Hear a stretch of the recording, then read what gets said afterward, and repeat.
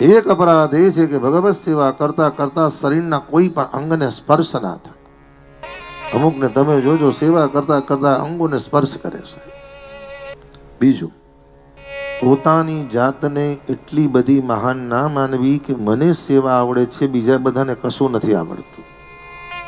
તમારા હૃદયનો ભાવ જેવી હોય છે ને તમારી શરણાગતિ જેવી હોય છે, એવી કૃપા વલ્લભની કૃપાથી એવો ભાવ હૃદયમાં પ્રગટ થાય છે અને ઠાકોરજીને તમારી પાસે જે રીતના સેવા કરાવી છે એ રીતના કરાવે છે.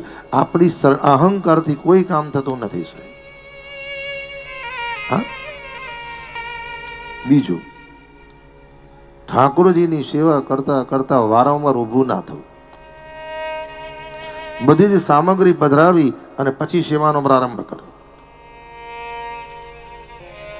બાકી નિયમ તો એવો છે કે સિઝન પ્રમાણે જેને સખડી ભોગના ઠાકોરજી હોય ને તો કોઈ વાર સિઝન પ્રમાણે સેવા થાય.